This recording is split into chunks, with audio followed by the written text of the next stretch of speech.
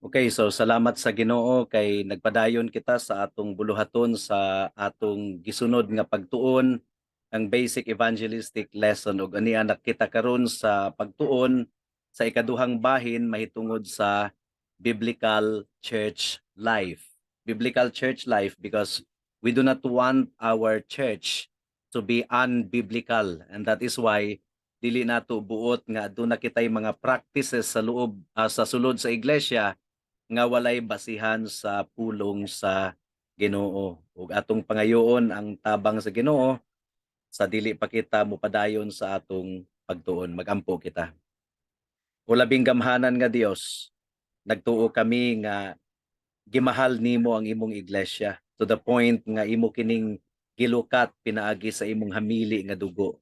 Imong gihatag ang imong kaugalingon aron mapalit nimo ang imong iglesia ug mahatagan og kagawasan gikan sa pagkaulipon sa sala. Ug salamat o Dios gumikan kay ikaw mo'y nagatukod sa imong iglesia, ikaw mo'y nagatanom sa imong iglesia ug dili kini palpak nga pagkatukod magpadayon kining malig-on ug magmadaugon hangtod sa imong pagbalik. Salamat o Dios. In Jesus name we pray. Amen. So isip review mga kaigsuunan no, kung atong gamiton ang pulo nga iglesia or simbahan, wala ka na nagapasabot sa INC sa grupo ni Manalo. Ilang gigamit ang term nga iglesia. So ilang gi-adapt pod kunuhay ka na nga term, pero ang but ipasabot sa iglesia gikan kini sa Griego nga pinulungan nga ek ug kaleo. Ang but pasabot sa ek is out of, ang kaleo is tinawag. Tinawag gikan sa kalibutan. Gitawag sa Ginoo ang iyang mga katawhan gikan sa kalibutan, gikan sa pagkaulipon sa sala, ug gitigom isip usa ka panimalay diha sa lawas ni Kristo nga gitawag og iglesia. So, ecclesia, gikan kini sa Greek word nga ecclesia, mga kaigsunan. Ug atong i-review ang atong gitun-an ni adtong miaging semana, unsa ang matang sa membership sa sulod sa iglesia. Kinsa ang atong dawaton nga mga miyembro. Atong nakatunan nga ang miyembro sa simbahan sa atong Ginoong Hesukristo kinahanglan regenerate membership. Buti pasabot, tinuod nga na born again. Kaniadto patay ang kalag sa usa ka tawo, dili gayod makakita sa himaya sa atong Ginoo, patay gumikan sa sala, pero gibanhaw pinaagi sa gahom sa espiritu nga gigamit ang instrumento sa pagwali sa ebanghelyo. As the gospel is proclaimed, ang patay nga kalag sa usa ka tawo nabuhi pag-usab ug iyang nasabtan nga siya makasasala ug dili niya maluwas ang iyang kaugalingon ug iyang nakita nga si Kristo lamang ang tinuod nga Dios ug manluluwas. So dili diay ang usa ka tawo magpamiyembro sa simbahan para maluwas. No, nagpamiyembro siya sa simbahan gumikan kay luwas na siya. So kinahanglan nga interviewhon, dawaton nato ang testimonyo, paminawon nato ang testimonyo kung nasabtan ba gayud niya ang pagtulunan sa libre nga gasa sa kaluwasan nga gihatag pinaagi kang Kristo. Si Pablo nga kanhi manlulutos sa mga Kristohanon, niadtong nakabig siya diha kang Kristo, gusto niyang magpa-member sa church dito sa Jerusalem, wala siya dawata dayon kay dili pa kumbinsido ang mga tawo nga tinuod siyang nakabig, mao nga gipaminaw ang iyang testimonyo ug si Barnabas mao ang nagpataliwala aron madunggan nila ang testimonyo ni Pablo. So it should be regenerate membership. Dili kita magpamiyembro sa simbahan para maluwas, kundili magpamiyembro kita sa simbahan gumikan kay luwas na kita, giluwas na kita pinaagi sa grasya sa atong Ginoong Hesukristo. Dili lang regenerate membership, kundili sanctified membership usab. Adunay mga ebidensya sa kaluwasan nga nakita sa kinabuhi sa usa ka tawo, nga aduna gayoy aduna gayoy kabag-uhan sa iyang kinabuhi. Nga kaniadto nagkinabuhi siya diha sa sala, nagyanang siya sa sala, pero gumikan kay giluwas siya sa Ginoo gikan sa pagkaulipon sa sala, giluwas siya sa Ginoo gikan sa pagkaulipon sa sala, aduna gayoy kabag-uhan nga masaksihan sa iyang kinabuhi. Permanenteng kabag-uhan mga kaigsuunan, gumikan kay ang kasing-kasing nga bato gitangtang sa Ginoo, gipulihan og kasing-kasing nga unod. Ezekiel chapter 36 verse 26 to 27. Remember, ang kaluwasan nga gihatag sa Ginoo dili lamang kaluwasan gikan sa impyerno, kundili kaluwasan gikan sa pagkaulipon sa sala. Kaluwasan gikan sa pagdumala sa sala. Ug ang ikatulong matang sa membership nga kinahanglang i-observe sa iglesia kining gitawag og voluntary membership. Walay pinugsanay. So voluntary gayud. Sa membership interview, dili ang church mao ang mo-schedule sa membership interview. Ang gustong magpa-miyembro sa iglesia mao ang mo-ekspresar sa iyang intensyon nga buot niyang mahimong kabahin sa iglesia. So sa atong iglesia doon nakitay membership class before ang membership interview, pero pagkahuman sa membership class magpaabot ragayod ang iglesia kung kanus-a maka-decide ang usa ka tawo moingon nga pastor, gusto na kong magpa-interview, pwede ba nga mag-schedule? So diha nga time i-schedule ang interview, paminawon kung tinuod ba gyud siya nga naluwas. Ug ang membership according to the Bible is covenanted membership. Gikasal ka sa lawas ni Kristo. Gi-graft ka sa lawas ni Kristo. Busa nahailalom kita sa pagbulutan sa pulong sa Ginoo kung unsaon nato pagkinabuhi sulod sa iglesia. Mao kadto ang atong leksyon ni adtong miaging semana. Now karon mopadayon kita sa atong pagtuon niining taknaan no. How are members led and fed in the church? Once nga ang usa ka tawo nahimong kabahin na sa iglesia, unsaon man nga ang iyang kalag mapakaon kanunay, maatiman kanunay. How are members led and fed in the church? Well, ang tubag ni ana anaa sa Efeso kapitulo 4 bersikulo 7 hangtod sa 11. Adunay gipangtuboy ang Ginoo, adunay gipangtahasan ang Ginoo nga mga kalalakihan nga mubarog sa iglesia aron muatiman sa mga kalag sa mga katawhan. Ang Ginoo gayud mao ang gatahas niini, ang ga-assign niini. Ang giingon dinhi, ang matag usa kanato gihatagan og gasa sumala sa kabubut-on ni Kristo. Kay nag-ingon ang kasulatan, sa pagkayab niya ngadto sa kahitasan, nagdala siya daghang mga bihag ug gihatagan niya mga gasa ang mga tawo. Unsa may gipasabot sa giingong pagkayab niya? Nagpasabot kini nga mikunsad una siya ngadto sa kahiladman sa yuta. Busa siya nga mikunsad maura usab ang mikayab saylo pa sa kalangitan aron lukpo niya ang tibuok kalibutan or aron lukpo niya ang tibuok kabuhatan sa iyang presensya. Ang mga gasa niya mao nga ang uban iyang gihimong mga apostoles, ang uban mga propeta, ang uban mga tigsangyaw sa maayong balita, ang uban mga pastor ug mga magtutudlo. So ang uban mga pastor ug mga magtutudlo. Na unsaon man nato pagsabot kining Efeso kapitulo 4 bersikulo 7 hangtod sa 11. Ang but ipasabot niini kini nga mga church officers. Unsa gani kadto nga mga church officers? Apostles, prophets, evangelists, pastors and teachers. Kini nga mga church officers, apostoles, propeta, ebanghelista or tigsangyaw sa maayong balita, pastor ug magtutudlo, kini nga mga church officers gihatag mismo ni Kristo gikan sa iyang harianong trono. Ang Ginoong Hesukristo mao ang naghatag niini. Dili dai kita mo-assign sa atong kaugalingon ug ideklarar nato ang atong kaugalingon nga pastor ta. Iproklamar nato sa atong kaugalingon nga pastor ta. Si Kristo mao ang naghatag mismo niini alang sa iglesia. Ug ang Biblia naghatag nato sa mga ilhanan kun ang usa ka tawo tinawag ba aron mahimong pastor or dili. Mao kini atong tun-an sa mga sunod nato nga mga leksyon. Dili ingon og magpataka lang ta og ordina sa usa ka tawo ingon nga pastor unya wala di ay sa iyang kinabuhi ang mga ilhanan sa pagkapastor. Aduna may mga ilhanan nga gihatag ang Ginoo sa Biblia. So wala kita gi pasagdahan sa Ginoo nga mahimong hanging kinsa man ang atong i-ordain ingon nga pastor nga modumala sa iglesia. Adunay mga ilhanan ug ato kining tun-an sa mga sunod nato nga leksyon. Ang tinuod nga mga church leaders dili minugna sa tawo, kundili tinawag ug binansay ni Kristo.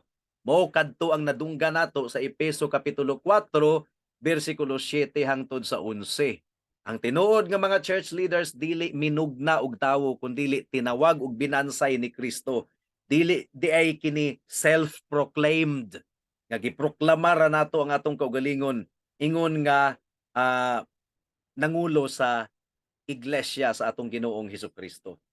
Now, ang usa ka pangutana, what about apostles and prophets? Pastor, aduna pa ba'y mga apostles ug mga prophets sa atong kapanahunan karon? Kay klaro kayo nga aduna pa'y mga tigsangyaw sa maayong balita, mga evangelists. Klaro kayo nga aduna pa'y pastor ug magtutudlo, pastors and teachers.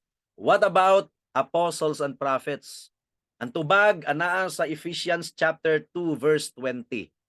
Ang giingon dinhi, gitukod kamo diha sa sukaranan nga gipahimutang sa mga apostoles ug sa mga propeta. Ug ang bato nga gisukaran ug ang bato nga gisukaran mao si Kristo Jesus. Ang mga apostoles ug mga propeta di ay foundation. Kung magtukod ta og balay, ang pundasyon kas-ara na itukod. Si Kristo mao ang bato nga gisukaran, pero ang mga apostoles ug mga propeta mao ang foundation gitukod sa sukaranan nga mao si Kristo. So kung founding stage ang purpose or ang tumong sa mga apostoles ug mga propeta, buot ipasabot natapos na ang ilang ministeryo. Wala nay mga apostoles ug mga propeta sa atong kapanahunan karon. Apan ang mga pagtulun-an sa mga apostoles ug mga propeta atong gitun-an karon nga naha-record or nahasulat sa Biblia. So ang atong iglesia apostolic teaching buti pasabot ang mga sinulat sa apostol ug propeta atong gitun-an aron mahimo natong guide, giya sa pagdumala sa iglesia. So ang tahas nila, ang tahas sa mga apostoles ug mga propeta founding stage sa iglesia ug natapos na kini. Usa ka pinasahi nga pribilehiyo nila ang midawat og direktang pinadayagikan sa Ginoo. Ephesians 3:5. Ang giingon sa Ephesians 3:5 kaniadto wala kini ibutyag ngadto sa mga tawo apan karon gipadayag na kini sa Dios pinaagi sa espiritu ngadto sa iyang balaang mga apostoles ug mga propeta. So ang mga apostoles day ug mga propeta nakadawat sila og direkta nga pagpadayagikan sa Ginoo, nadunggan nila ang tingog sa Ginoo.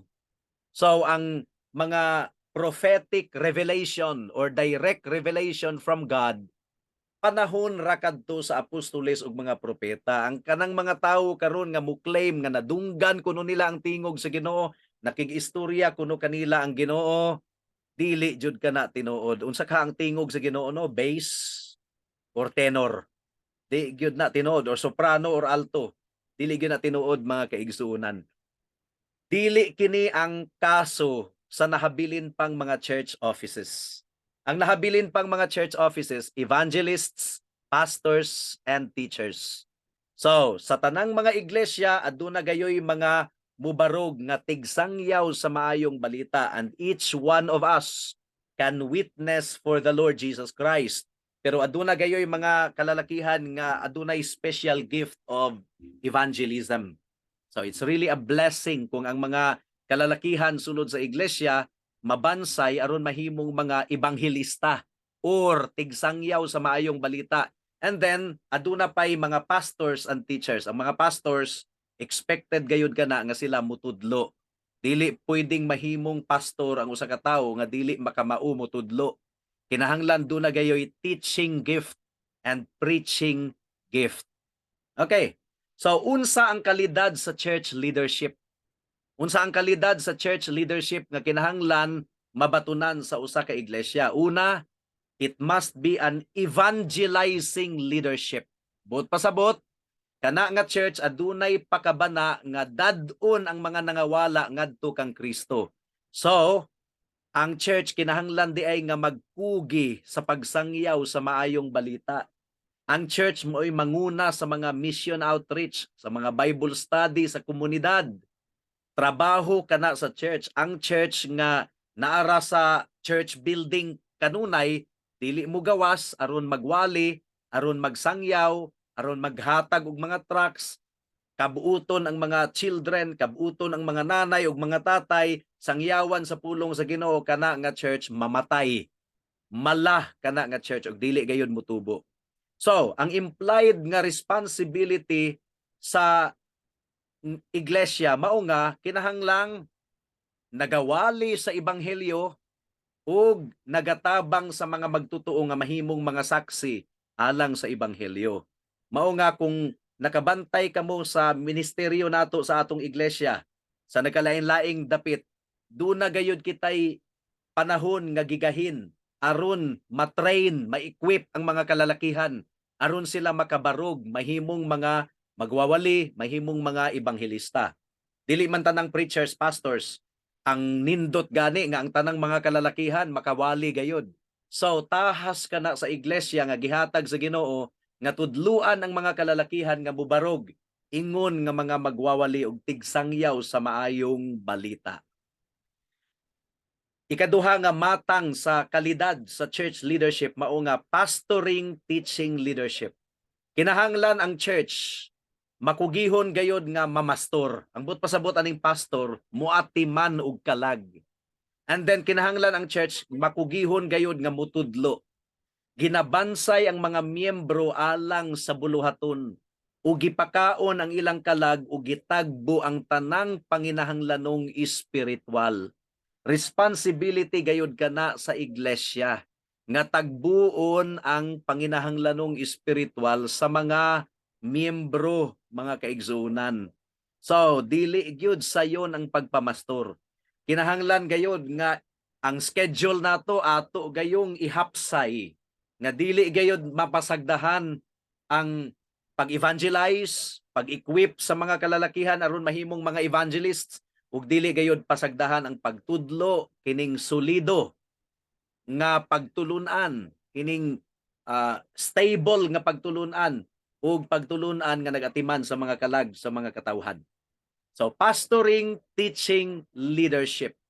Ang giingon sa Hebrews 13:7, but pasabot ang pastor kinahanglan ihimplo sa maayong balita, ihimplo sa pagkabalaan, ihimplo sa kaisog.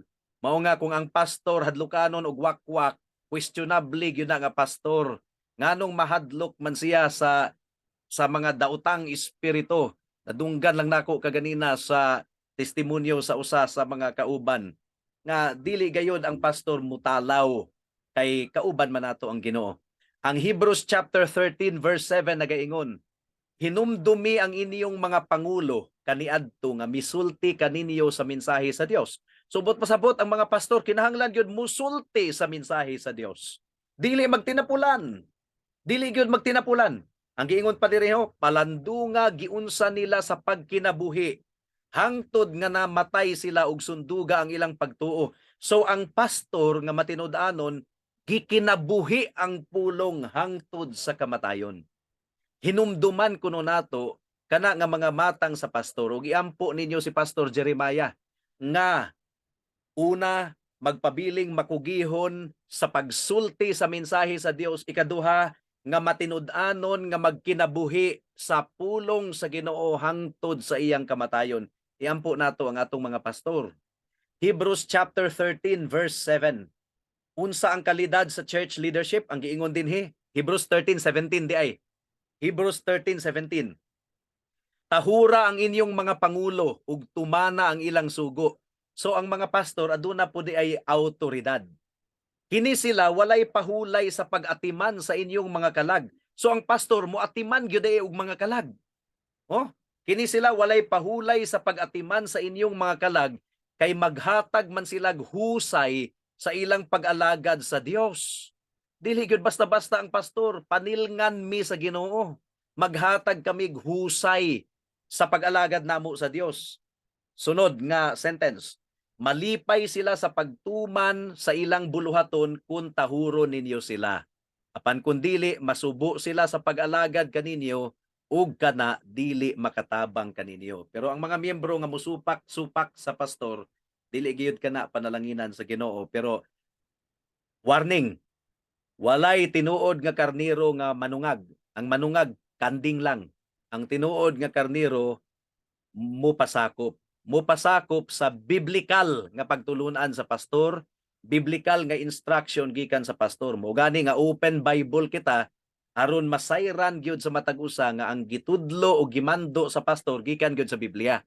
Dili ingon og walay basihan sa Biblia ang gisulti sa pastor. So ang pangutana niini mga kaigsunan, mao ba kini ang matang sa iglesia nga gusto natong itukod sa atong dapit? Sa iligan, sa nagkalain-laing dapit, mao ba kini ang matang sa iglesia nga gusto natong matukod? O kinahanglan gayud nga mo decide ang matag usa. Okay.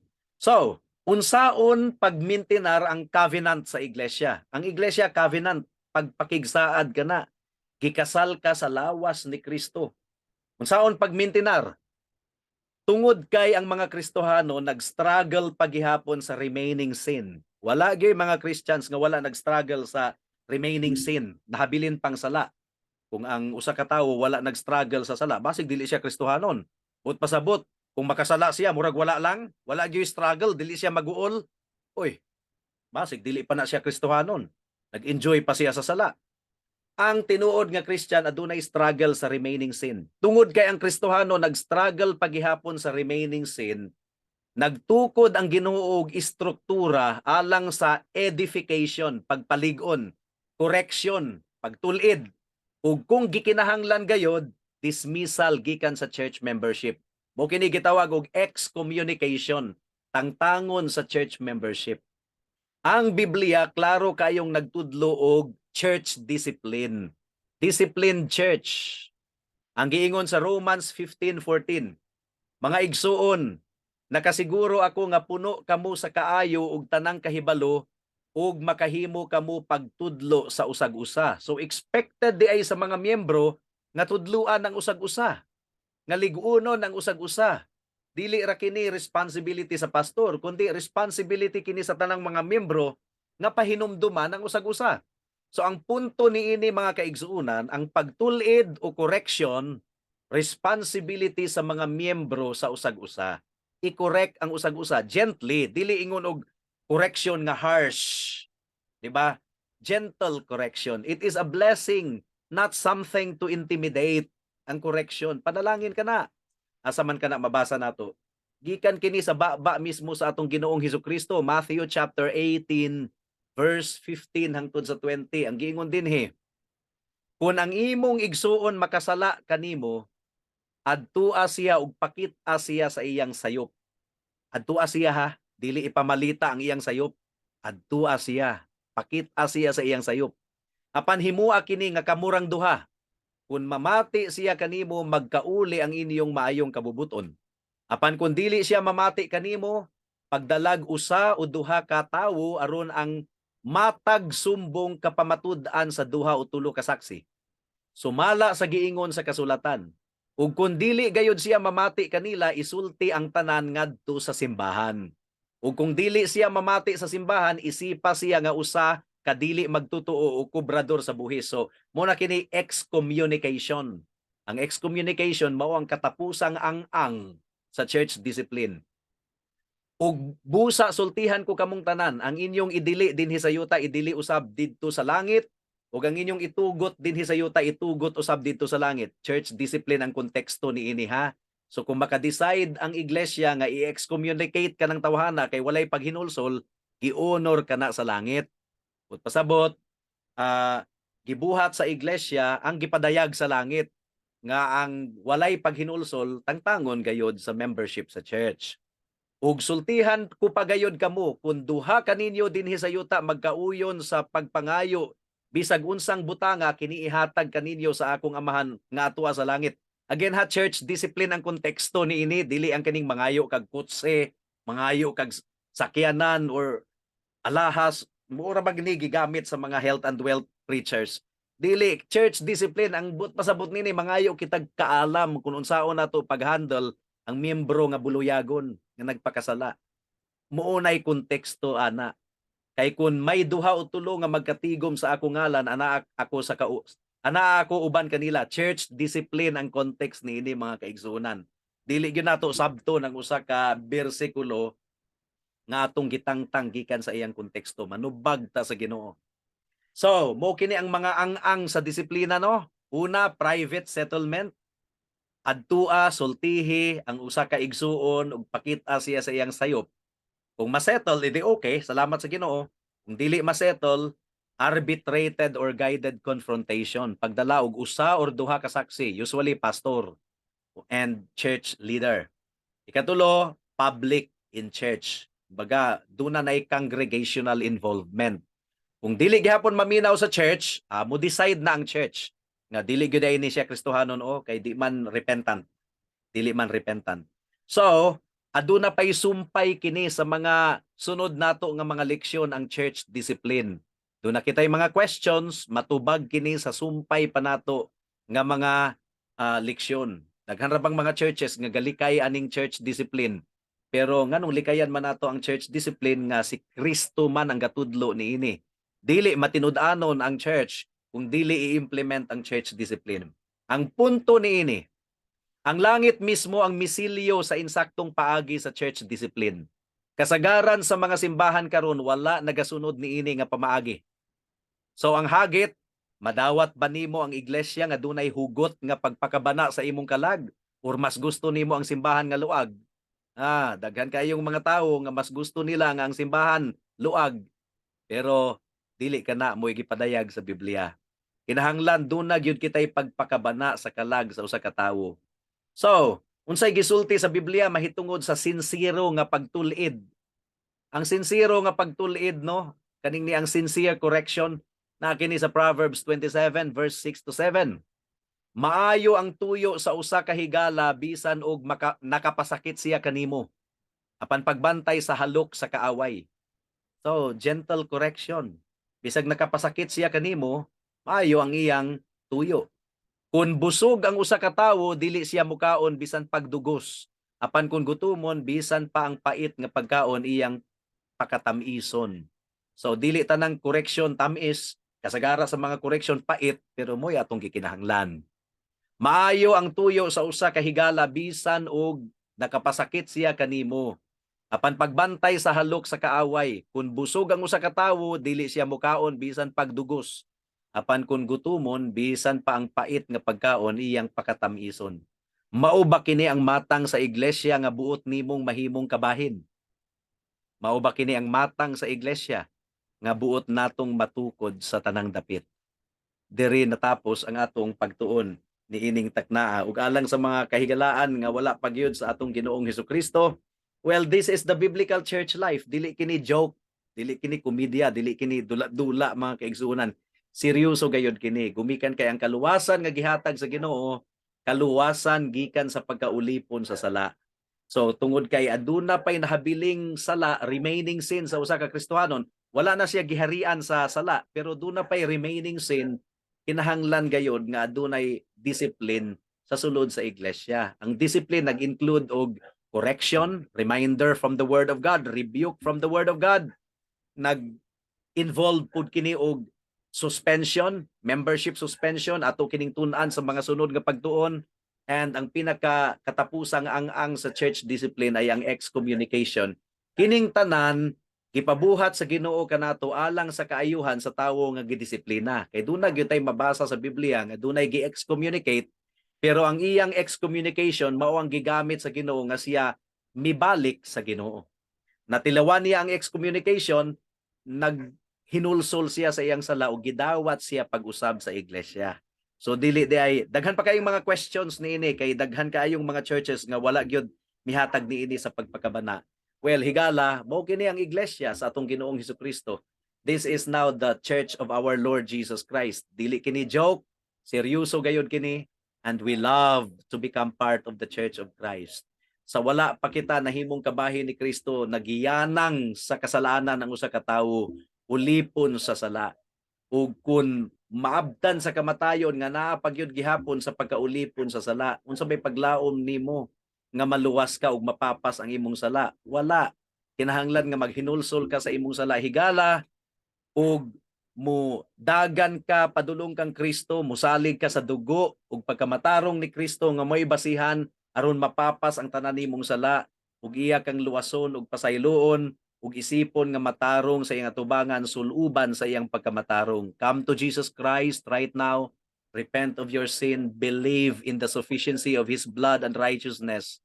Believe in his substitutionary death and resurrection, and you will be saved. Magampo kita. Salamat o Dios sa mensahe nimo niining takna, among gipangayo ang bunga niini ug among gipangayo nga midulot gayud kini sa kasing-kasing hunahuna sa mga katawhan. In Jesus name we pray. Amen. Amen.